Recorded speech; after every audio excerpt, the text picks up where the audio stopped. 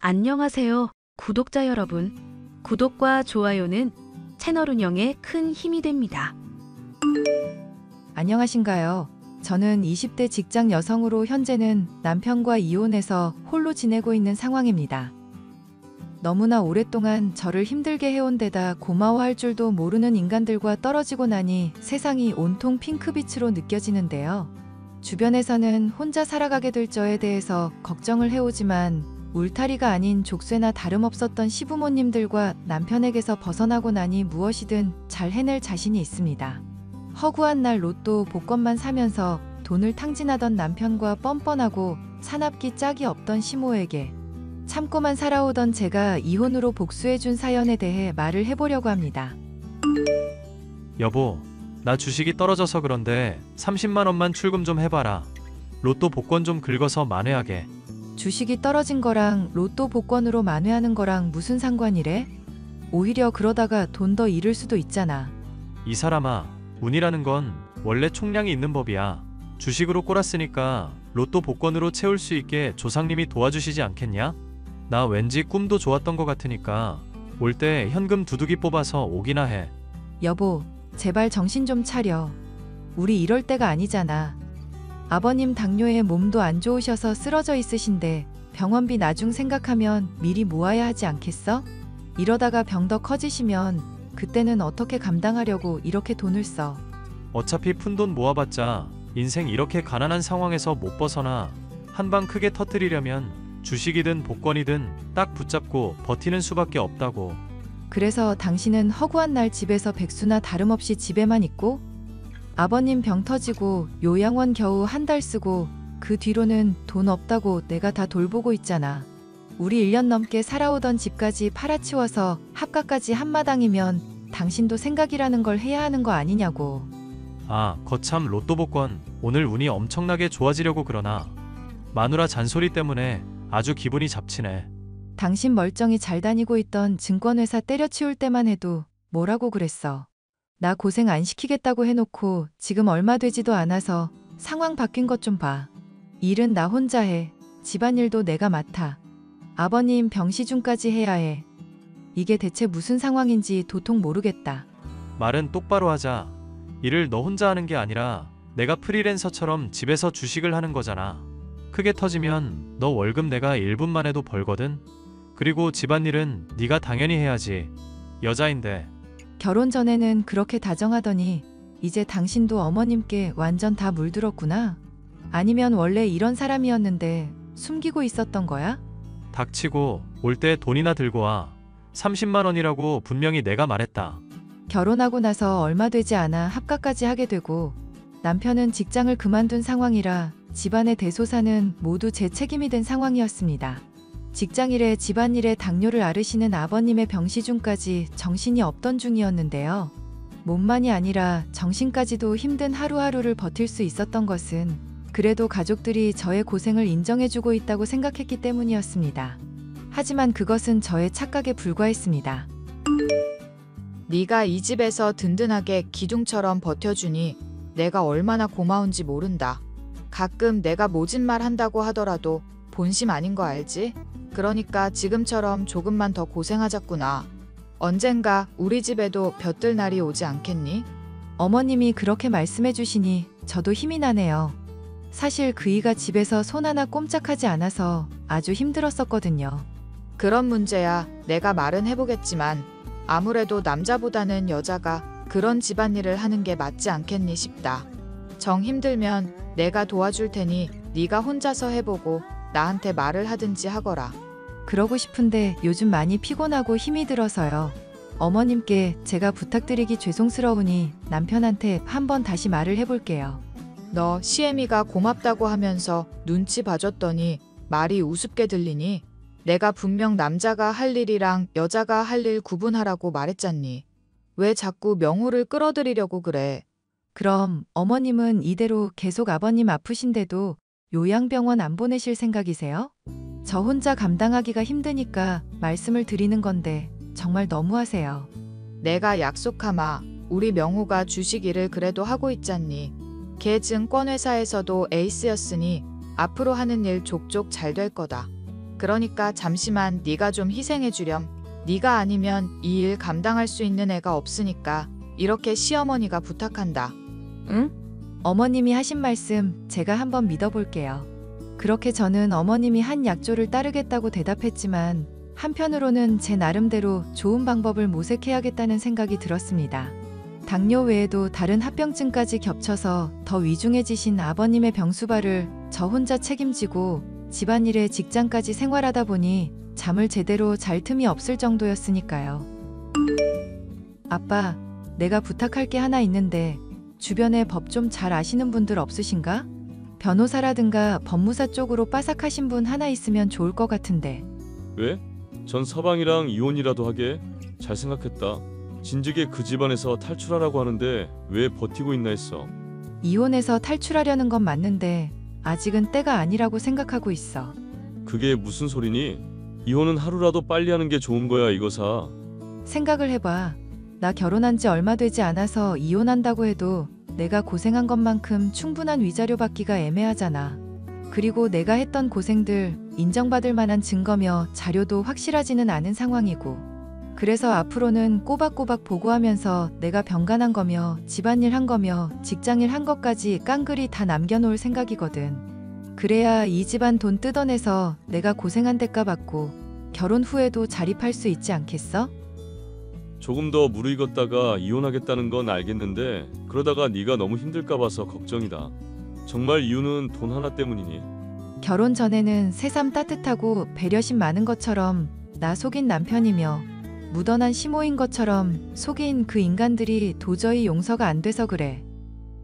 내 인생 갈아 넣어서라도 이 집안에서 조금 더 버텨서 돈 충분히 뜯어낼 거야. 그러니까 제발 믿고 따라줘. 네 뜻이 정 그렇다면 그걸 따르도록 하마. 그 사이에 사돈이며 전서방한테 조금이라도 긍정적인 변화가 있으면 좋겠구나. 그렇다면야 내가 변호사분이랑 상담할 일도 없겠지만 절대 그럴 일은 없을 거야.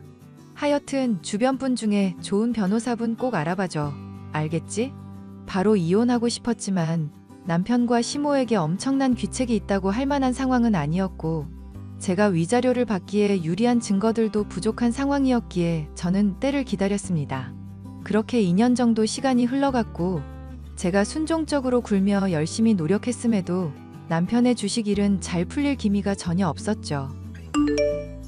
올 때 60만 원 뽑아와. 오늘 완전 주식 말아먹은 날이라 로또 복권으로 만회하게. 여보, 제발 좀. 대체 언제까지 이렇게 살 거야? 당신이 로또 복권으로만 날린 돈 합치면 벌써 2천만 원은 되겠다. 중독 치료부터 받고 제발 주식 일에 매진하든지 직장을 다니든지 좀 해. 야, 주식 일이 무슨 밭에서 무 뽑는 것처럼 시간 투자하는 대로 성과가 나는 일인 줄 아냐? 그것도 다 미끼를 들이워놓고 진득하게 기다리기도 할 줄을 알아야 하는 거야. 알아? 나야 주식에 대해서 당신만큼은 모르지만 그래도 당신 하는 일 안 풀린다는 거 확실히 알고는 있어. 주식에 묶어놓은 돈도 당겨 쓰고 위태위태하다고 당신이 친구랑 말하는 것도 다 들었거든? 이제라도 안 늦었으니까 제발 직장 좀 가자. 자꾸 정신 나간 소리로 사람 열받게 하지 마라. 네가 머리라는 게 달려있으면 생각이란 걸 해봐. 어차피 아빠는 당뇨에 합병증까지 와서 요양병원에 보내서 입원시키는 것만도 돈억 단위로는 깨질 거야. 맞지? 그런 상황에서 우리 합가할 때 팔았던 집도 나중에 새로 사야 할 거고. 나는 그런 거 다 필요 없으니까 지금 생활보다 조금 편해지기라도 하면 좋겠어. 남편이 말을 하면 끝까지 들어 이년아. 여하튼 집도 장만하고 아빠 병원도 보내고 우리 노후도 준비해야 할 거 아냐. 그러려면 너랑 내가 월급쟁이 생활해봤자 답이 있겠냐? 답이 있겠냐고. 그래서 당신이 일확천금 노리고 날린 돈을 합치면 작은 집은 이미 장만하고도 남았어. 어머님은 조금만 기다리라고 했는데 이런 생활이 언제 끝날지도 모르겠으니까 나도 삶에 낙이 없어. 희망이 없다고. 희망이 왜 없어 이 여자야. 앞으로 당신 떼돈 버는 남편이랑 같이 살게 될 거라니까.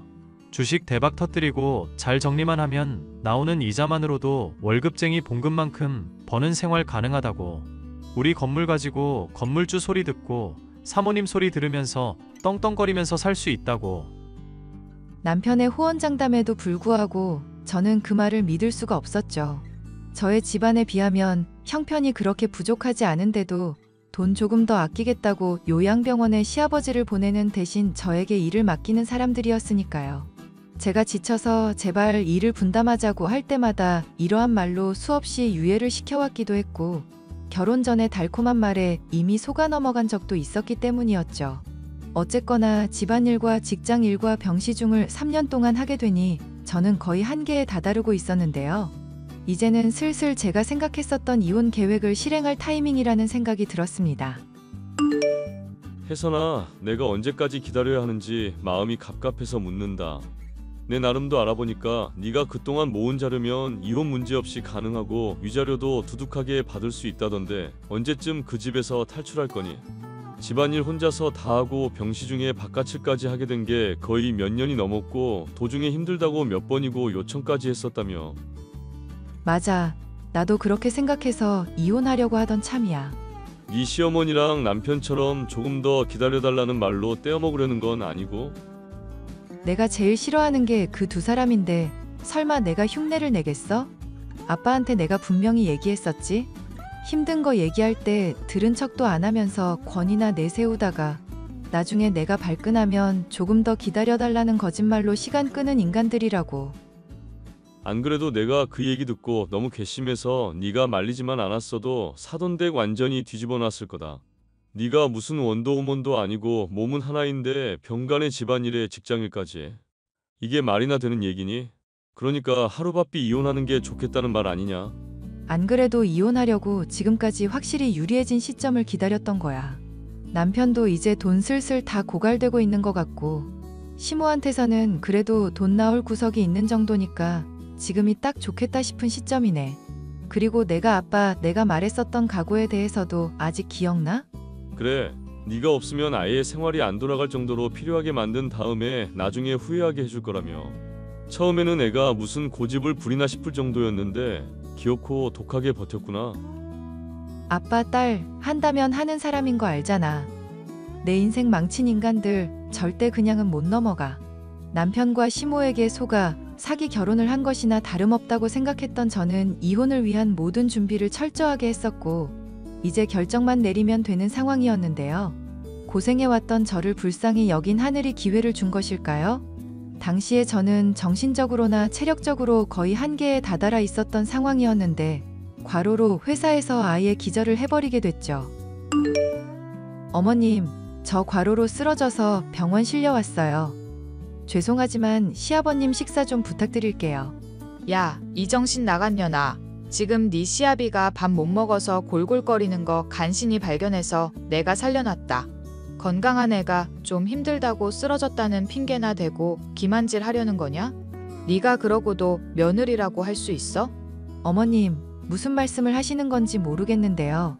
저 정말 다치는 바람에 몸이며 마음이며 너무 힘이 들거든요. 그러니까 과로로 며느리가 고생했으면 고생했다고 솔직하게 말을 좀 해주시죠. 그러니까 고생해야 내가 고생했다고 말을 해주지. 집에 오면 세탁기 있겠다, 식기 세척기 있겠다, 따뜻한 물도 나오겠다. 네가 대체하는 게 있으면 얼마나 있다고 그렇게 생색이니? 더군다나 나나 명호나 별로 먹지도 않아서 밥 차리는 것도 힘들지 않을 텐데. 어머님, 남들한테 물어보고 제 스케줄에 대해서 한번 얘기해 보세요.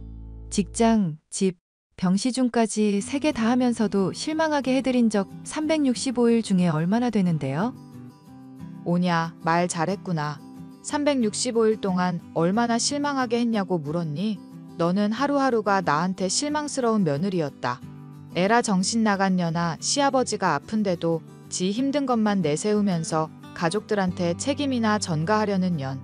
네가 그러고도 며느리냐? 내 시절 들려주면 아주 까무러치기라도 하겠구나. 응? 어머님 때가 어떤지는 제가 알 바 아니죠. 지금 제가 당장 죽을 것 같고 저랑 비슷한 나이대 여자들에 비하면 압도적으로 힘들다는 건데, 그런 식으로 따지면 어머님도 원시시대 여자보다는 편하시지 않으셨을까요? 그래, 집안 가장 큰 어른인 시아비가 아파서 누워있다고 아주 어른을 우습게 알고 무시하는구나. 이 싸가지 없는 것, 당장 들어와라. 집에 들어오면 머리털 다 뽑아버릴 줄 알고 있거라. 알겠니? 하, 미친년. 너나 집에서 딱 기다려. 뭐? 미친년? 너 지금 시모한테 미친년이라고 했니? 그래, 과로 때문에 힘들어서 병원 왔는데도 싸가지 없다느니 왜 안 챙겼냐느니 이런 소리 들을 줄은 몰랐네. 집에 댁 잘난 아들 처박혀서 주식에 투자한다고 모니터만 들여다보고 있던데 그 인간을 시키지 그랬냐? 이게 어디 하늘 같은 남편에 대고 막말을 해. 너 당장 튀어오거라. 가만히 둬선 안 되겠구나. 너나 집에서 딱 기다리라고, 이 미친 여자야. 저는 그동안 시집살이와 일, 시부의 병시중까지 3년을 병행해서 쓰러지고 말았고 링거를 맞아 간신히 회복된 몸으로 집에 갔습니다.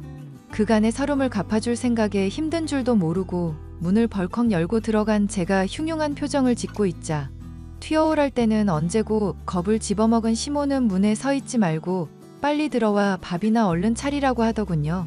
겁을 먹었으면서도 여전히 강압적인 그 말투에 화가 났던 저는 대답 대신 시댁에 있는 그릇이며 반찬통을 집어던지고 개박살을 내는 등 아주 난장을 피워놨습니다.